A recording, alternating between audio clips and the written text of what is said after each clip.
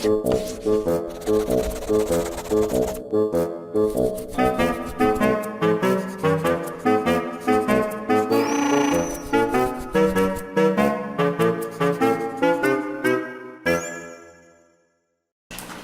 everybody, look at this paper.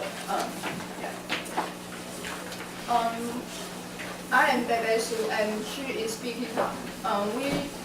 We want to talk about the movie The Naked and the Dead.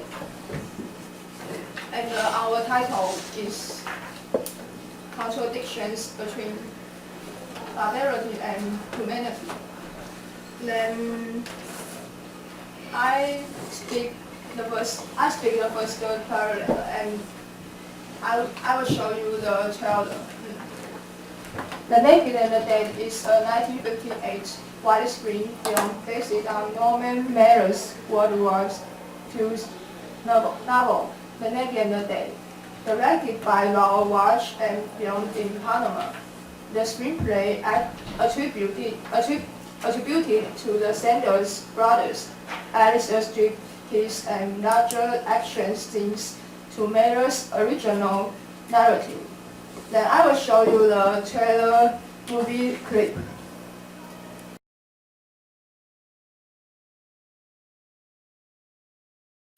Okay, this is the movie trailer. And I will keep going on my lecture. We divide this presentation into 5 parts. Okay. First, the plot summary of the film. In a fictional island in the South Pacific during World War II, American military is going to take islands held by the Japanese one at a time. Marine General Cummins assigns the cold-blooded Sergeant Sam Croft to lead a reconnaissance mission for capturing the island of Anopo. Bitter over the infidelity of his wife, Croft is sadistic and brutal. And during the initial landing, does not hesitate to personally execute a Japanese prisoner. Cummins also designates Lieutenant Robert Hahn as his newly appointed eye, treating Hahn as a son and a friend, and sharing his ambitious plans for securing the island with Hahn. One night, Cummins starts a debate with Hahn about the war. Cummins considers that war means killing and death. In addition, commanding officers ought to inspire fear in their subordinates in order to enforce discipline. Therefore, it should not treat the soldiers humanly. Then he suggests that Hahn instill fear and hatred in his men. But Hahn rejects Cummins' notion and expresses distaste for these views. Hahn thinks that soldiers should have mutual respect for each other, regardless of rank. Over the next few days, Cummins placed Hahn in command of Croft's platoon. Croft is a professional soldier with a reputation for cruelty. Hahn's relatively idealistic approach is contrasted with Croft's desire to win at all costs. When the excessive Japanese presence seems to ruin their reconnaissance mission, Croft sends his men to convey the wrong message to Hahn and his soldiers. This eventually leads to several deaths in the platoon, and Hahn himself is wounded, despite Croft's reluctant will and high risk. Some of the men decide to stop their original mission to carry Hahn on a stretcher to head back to headquarters. Croft leads the rest of the platoon around the pass and up toward the cliffs. At the peak, Croft investigates the other side of the hill alone, only to be shot and killed by another Japanese patrol. His men soon investigates and discovers that Japanese have landed heavy guns, tanks, and a division on the far beach. They immediately contacted headquarters to let them to take charge of the assault from the Japanese army.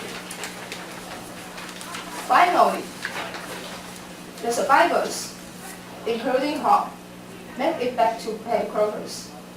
With the island secure, Curtis visits the recovering Hong in the infirmary. And then Hong tells the general that the subordinate's dedication out of law really saves his life and brights the glow of the humanity. It can prevail over the fear of the war. It shows the plot summary of the film. Analysis of the characters in the film. The main point in the film was the confliction between Han and Cummings. Han was the representative of humanity and moral, and Cummings was the outside against him. There were several events showing the confliction. Once Cummings summoned Han afterward and chastised him for the remark, then cautions him against treating the soldiers humanly and urges him to accept that war means purely and death. Cummings suggested that Han instilled fear and hatred in his men, but the lieutenant rejects Cummings' notion as immoral. Second, Cummings tells Han that in this moment of great destiny for America, the only morality is power. There are also several branch lines about the platoon. Most of them are tragic. For example, Garfield is devastated to learn that his pregnant wife has died in childbirth. Quote, who was painful because the infidelity of his wife turned out to be courteous and brutal. And during the initial landing does not hesitate to personally execute a Japanese prisoner. Wyman, who is bitten by a poisonous snake and dies quickly at a river crossing. When Han's group is fired upon from the grove, Wilson is wounded, despite Crow's protest. Han orders him to be taken back to headquarters, but the corporal dies moments later. Lord sprains his ankle during the dangerous climb and then later freezes in fear on a narrow precipice. Intending to spur Lord on, Croft calls him a lousy Jew, causing the soldier to bolt and fall to his death. Fearing Croft will lead them to their deaths, Reed charges him but backs down when the sergeant threatens to kill him. At the peak, Croft investigates the other side of the hill alone only to be shot and killed by another Japanese patrol. While leads these people to the deathful disaster, it's not the cruelty of war, but the fear which is produced by people himself, by Croft.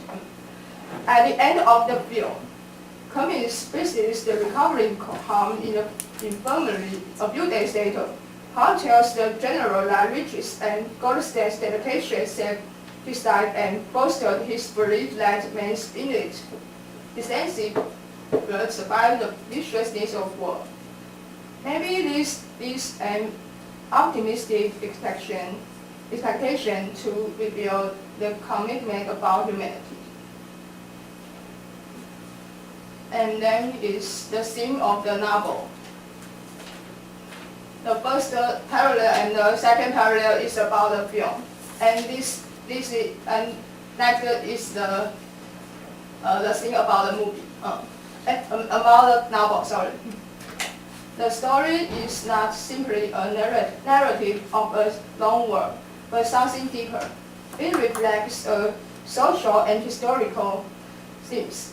The background of the story is a fictional and tragical island. There are two parallel clues, the world and the people in the world. The story takes place on an island in the South Pacific, allowing readers to see the relationship between officers and soldiers in the American Army. which is also a microcosm of American society. Therefore, the naked and the dead is over the scope of war literature. It is symbolic to the contradiction between barbarity and humanity. The meaning of naked in the title is unshielded and non-protection. It can also be understood as the explosion of human. The thought behind the novel is realism and social criticism. It also has a strong naturalistic color by using the behavior out of fear and horror to describe the people as the naked and the dead. Miller seems to warn the public that fascism may revive in this century. This is an innovation to those regular war-themed novels. They are always living in the wild and irrational, and I'm lost in the kaleidoscope of death inside. Perhaps there are always only two characters in Norman Mailer's novel, the naked, who lose the conscience of humanity, and the dead, the shadow of days shielded.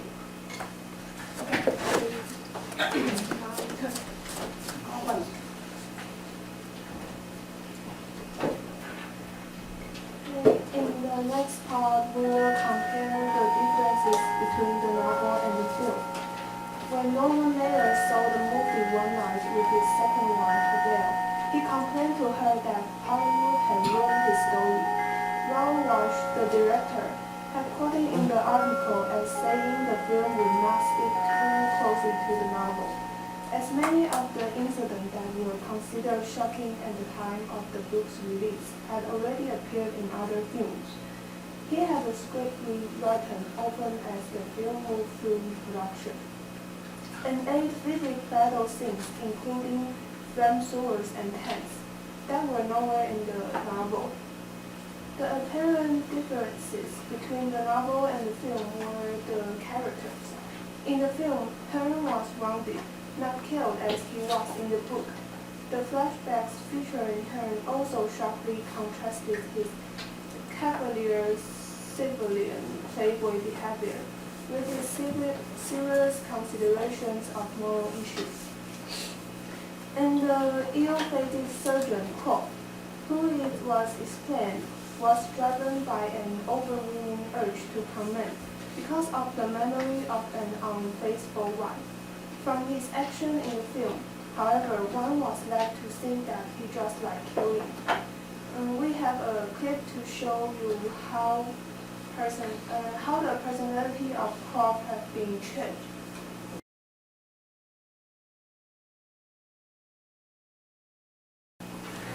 This is a famous part in the novel because Mailer tried so hard to describe how the Japanese soldiers begged them not to kill him, and how Gallagher wanted to kill him quickly to avoid trouble, and how Croft didn't want to because there was a strong and complicated desire in his mind.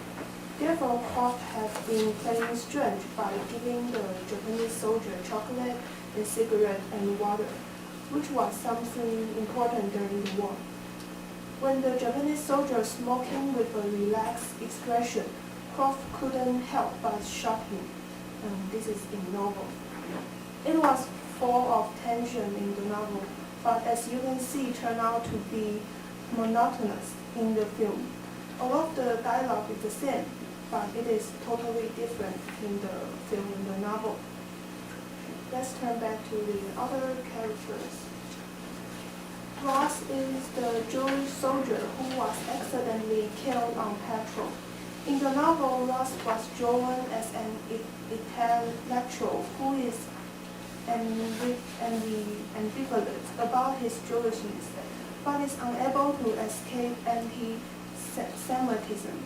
The film portrayed the cruel anti-Semitism of Ross' fellow soldiers, but ignored the complexities of his own personality. Wilson, a hard-drinking country boy who died in the book but made it through in the movie. Another major change from the book to the film. The ending of the film was the most affirmative. In the book, the idealist Herm was killed and the sadistic Hope survived. Norman Mailer showed a pessimistic view of humanity, but the film weakened it. The film kept neither the spirit nor the intent of the original yarn and became just another war picture. Mailer was so disappointed that he filed suit against RKO Radio Pictures and won a verdict in 1963, seeking reversion of all rights to The Naked and the Dead. The suit was dismissed, but it showed how disappointed he was. And in the final part, I would like to introduce the film review, which is adapted from New York Times, and so it is quite reasonable. The Naked and the Dead has resulted in a professionally derivative action drama, which is no more memorable than similar sagas of Strife and had preceded it. Director Raoul was filled the screen with striking vistas in beautiful color, as you see in the trailer, the chilling sound and the fury of conflict, but hearts, mind, and motive of men exposed to sudden and often useless deaths, which gave the book its awesome power. Submarine a sketchy background to battle in this uneven picturization that was unfilled at the capitalism. The film has come up with an aspect recounting by the platoon, doomed to this decimation in securing a small island in the Pacific in 1943. The resentment, passions, brutalities, and backgrounds of the men were stated and restated, but were generally left with the impression of actors speaking lines. Here we can see the platoon is in brief and personal outline. They are lonely in a terrible war they never made. They are afraid, they hate the jungle, they rush assignments, themselves and each other. They recall their sweethearts and wives often. Some are lucky and do survive, but others not. It was nearly always as simple as that. All of the central dialogue is plentiful but short of nuances. The platoon stays in track. Its skirmishes with Japanese patrol and the massive climatic assault have been directed with the terrifying realism. It was a great war film, although a viewer cannot help but recall scenes of the burning of enemy troops as the large grass is ignited by the hidden GAEs. The death throes of a private bitten by a snake, and the tension of the men as they try to scale a shell cliff. The sounds and the look of the jungle, which have been beautifully captured in this color beam. Director Walsh and his associates have carefully drawn an impressively stone face of war from The Naked and the Dead, but only seldom do they deeply dissect the people involved. And this is our representation. Thank you.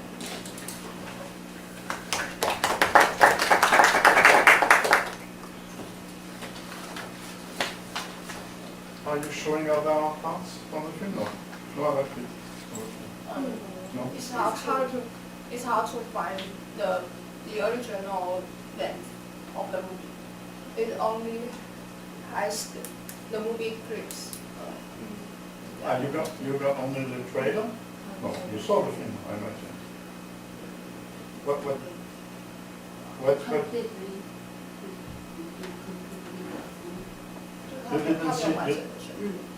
You didn't find the complete version of the film. There are different versions of the film, I think, because it had problems with censorship. There is a shortened. The shortened version is rather easy to find, but the complete version, I think, it's rather difficult to get it.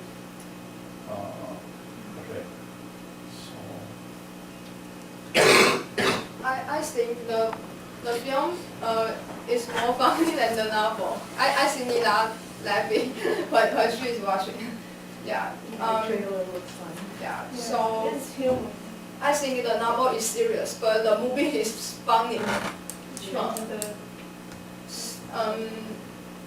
this adoption from the novel may not succeed because of Miller said he thinks the adoption is not so good. Miller says that. He's right. Have you read the novel? She has You did. She the read. translation version. In Chinese? Yes. Chinese. It's a very thick novel, but it's something amazing. It's certainly one of the best novels on war, on modern forms of war. And this film is a classic example of betraying, of the adaptation. Norman Mailer is quite right to say that, okay, it was, you quote it, what does he say exactly? Where is it in your paper? You quote Mailer, uttering his indignation about the adaptation, and it is exactly this. But I don't find it in your paper. I guess he says Hollywood has ruined my story, and he's perfectly right. Because the how to say that the film cuts the wings of the novel. What is let's say unique in this novel? It's not only that it's anti-war in general. It shows that in this war, but maybe in any modern or contemporary war, the main enemy of the soldier, rank and file soldier, is not the enemy, it's the hierarchy, the superior.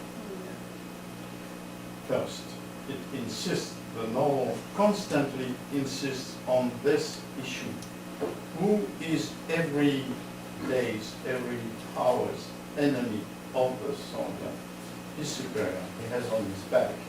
He's going to send him for some kind of absurd mission, dangerous, things like that. And at any level, because it is true for the rank and file soldier, but it is as well true for, let's say, what's his name, the Hearn, Vietnam? Yes, Hearn, who has this conflict with the general.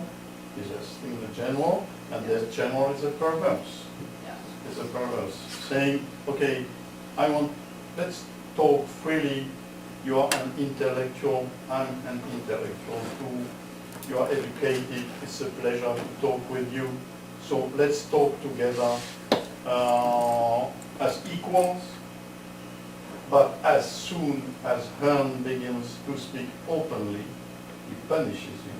And he punishes him in a very shrewd way by sending him to this mission, commanding this patrol, this platoon, for this very dangerous mission, where the general knows it perfectly. He will conflict with Croft, who is a typical villain, who is a killer,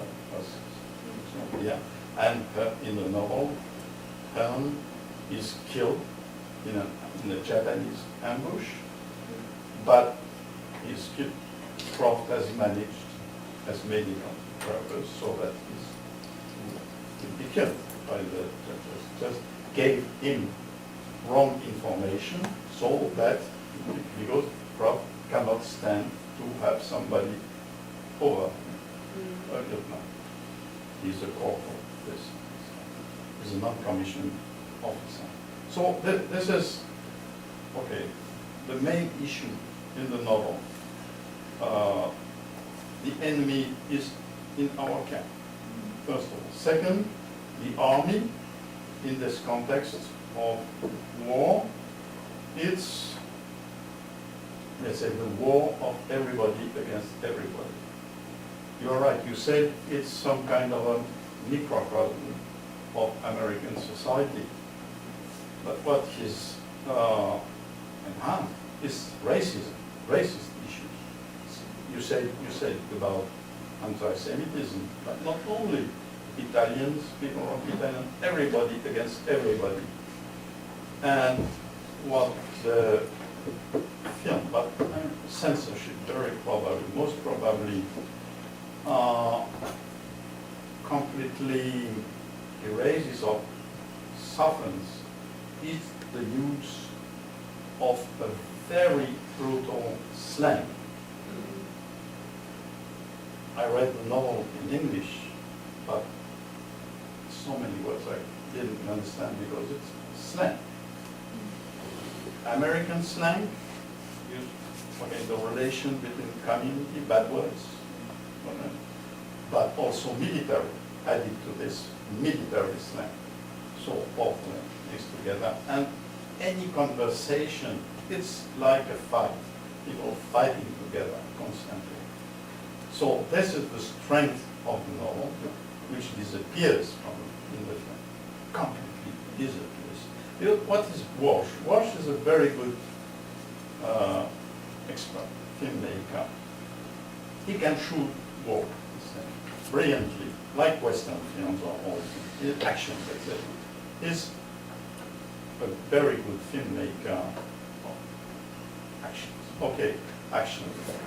But here, he has to refrain because he knows where the red lines are on such a subject, such an issue.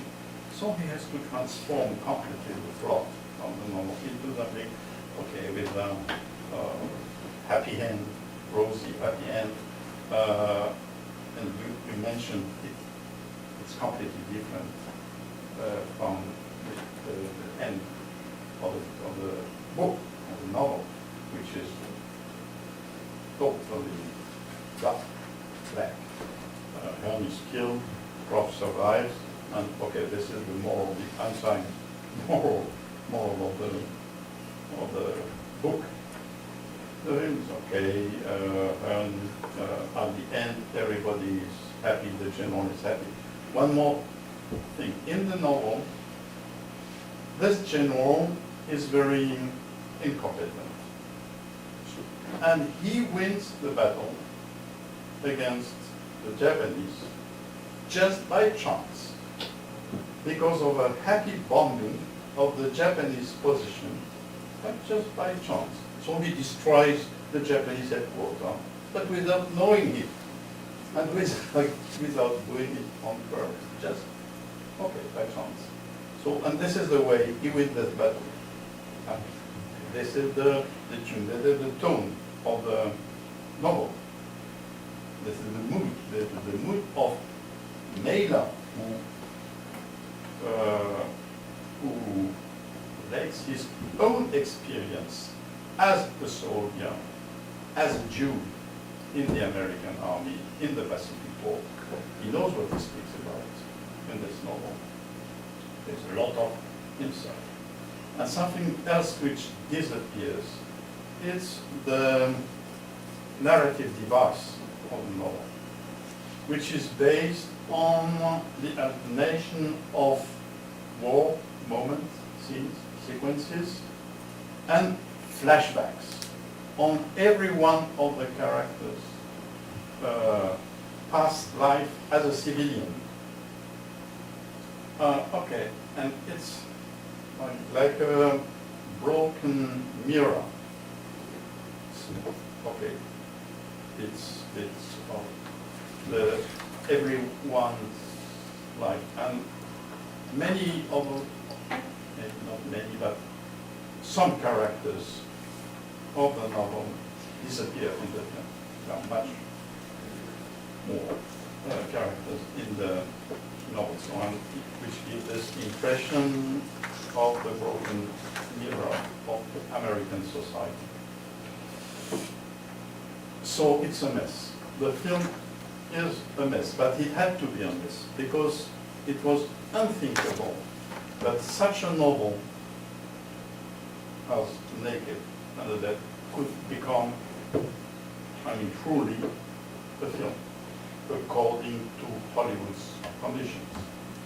This was impossible, absolutely impossible. So, okay, so it's quite interesting to compare, to work on both the film, the novel, but it takes a long time because I don't remember. I think it's 800 pages. Small character. One last thing. You in this clip you showed, it's about maybe you noticed something which is repeated. It's about gold teeth. Gold teeth.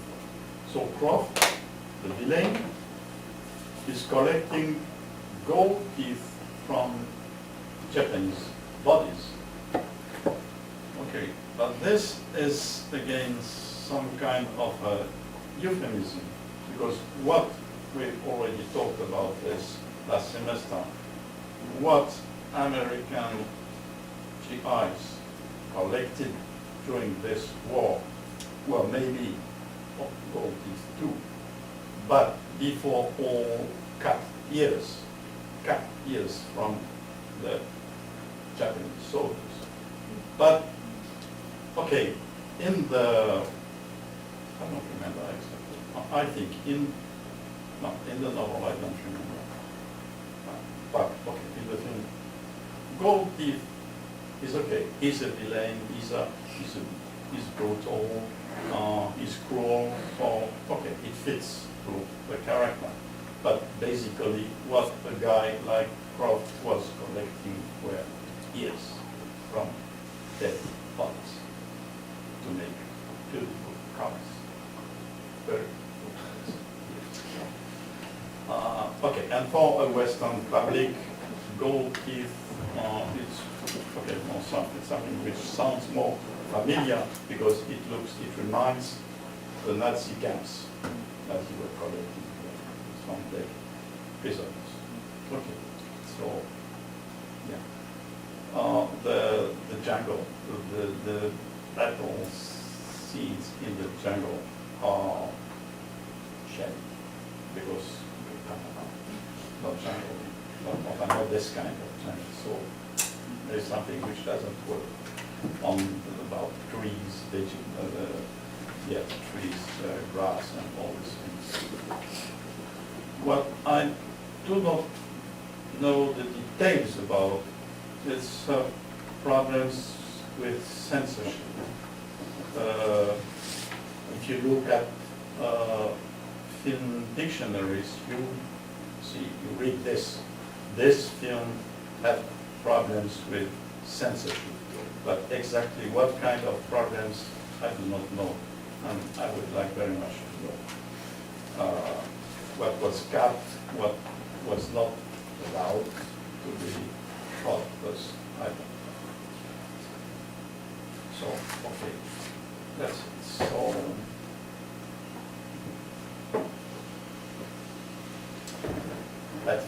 that film, good novel. I want to add an ironical point about the book and the movie. That is the barbarity. The general, he likes to use the discipline to train his soldiers, and the discipline.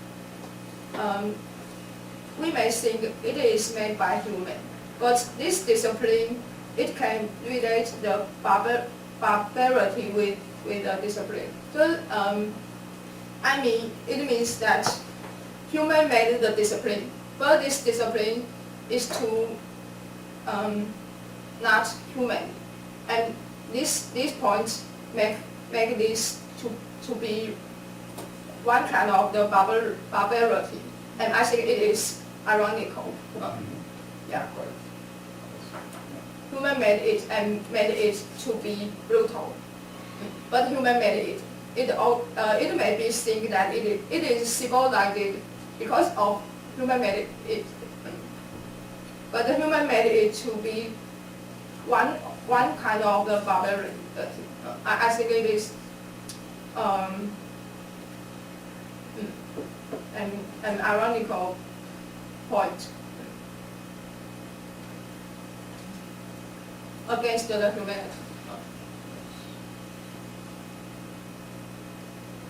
For the commanding officers and non-commissioned officers, any kind of solidarity amongst soldiers is dangerous. So they constantly have to divide soldiers and to use things which come from civilian time, like, okay, you are a Jew, you are an Italian, you are that, and use this mode of command to raid.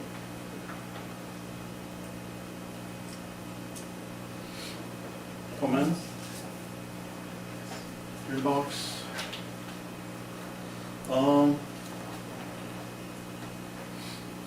You should have told me, because I have the film, I could have brought it and we could have seen maybe more clips, but maybe next time. We can find if we find it, we can share it with you. Okay, but I have a DVD. Yeah. I have a DVD, so yes, I think it's a DVD. Okay, I will. Okay, we I are will look keeping at mine. the- Okay. We are keeping fun. We are keeping research. Oh, okay.